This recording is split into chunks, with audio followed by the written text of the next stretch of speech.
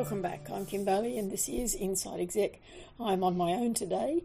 Both our co-hosts are elsewhere engaged, and so I wanted to revisit a topic that we talked about in one of the very first podcasts that we did 10 years ago, and that is what should keep leaders awake at night. And now we're looking at it 10 years on. So what should really keep leaders awake at night? Not the inbox, not the crisis of the day, not the problem that can't be solved at 2 o'clock in the morning, but it's the deeper, longer term questions that shape organisations, cultures and futures. When we first recorded the episode, we talked about people, innovation and leadership responsibility. Today, I want to revisit that conversation with fresh eyes because the world has changed dramatically, but many of the fundamentals haven't changed. Let's start with what shouldn't keep you awake. It shouldn't be the things that you can't fix in the middle of the night, it shouldn't be yesterday's mistakes, and it definitely shouldn't be worry for the sake of worry. If something is urgent and solvable, write it down and deal with it in the morning.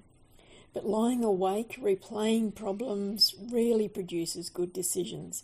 Leadership isn't about reacting, it's about thinking ahead. And we've talked about that, and we've had guests talk about it and look at the broader picture of where you should position yourself. So we've given you lots of tools over those 10 years. So they're the sorts of things that shouldn't keep you awake. Let's move on to the things that should keep you awake. People is still the number one issue in organisations. It's the number one issue that people come to us about. How to manage people, how to encourage them, how to empower them, all of those sorts of things. It's the one thing that hasn't changed in 10 years. People should still be at the top of your list. Not the head count, not the org charts, but people. What you should be asking yourself is, do I have the right people in the right roles? Am I developing them or just using them? Do they feel valued, safe and supported? And most importantly, would they recommend this organisation to someone they care about? And the part that still gets overlooked, and I know I talked about it in that podcast 10 years ago, how do people leave your organisation? And it's very different these days to what it was 10 years ago. Because when people leave an organisation, that's when your values as an organisation are truly tested. People don't remember the job description. They remember how they were treated, especially at the end. It's not about what you say, it's about how you make them feel. If someone leaves feeling respected, heard and appreciated, they become great ambassadors for your organisation.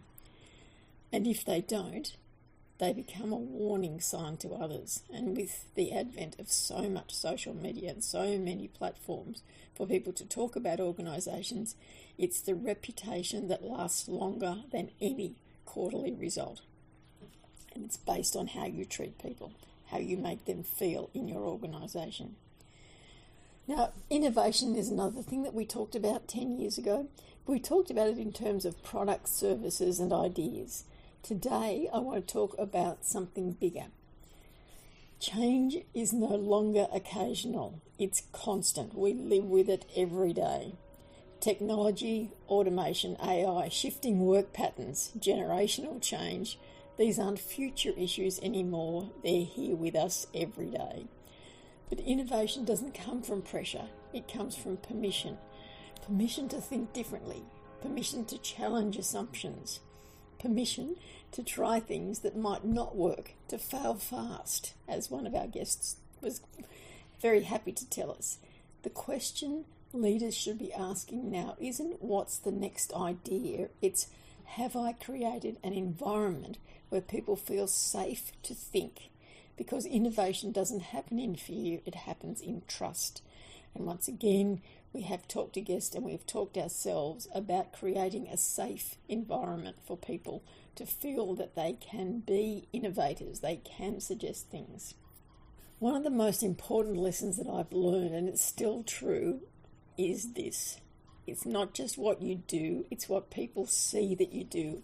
And remember that Fuliana talked about that on a number of occasions. Leadership is visible. Your behaviour sends signals whether you intend it to or not. People notice how you treat others under pressure, whether you listen, whether you take responsibility, whether your actions match your words. Corporate culture is built in the small moments of who gets recognised, who gets listened to, who gets supported when things go wrong. And our key point out of this is you don't get the culture you want, you get the culture you tolerate. So you really have to work at that and think about those areas.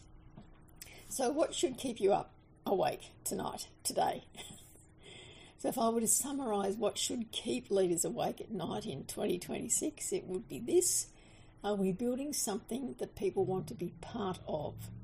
Are we preparing for the future or protecting the past? Are we developing people or just managing output? Are we leading with clarity, empathy and integrity? And if someone described our leadership tomorrow, would we be proud of what they said?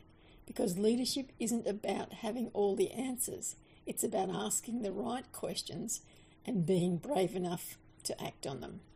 So tonight, if something keeps you awake, let it be not fear, not stress, and not the inbox, but the bigger picture, the people you're responsible for, the culture you're shaping, the legacy you're leaving behind, because those are the things that truly matter and the ones worth losing a little sleep over. Thanks for being here with me again today. I'm Kim Bailey and this is Inside Exec.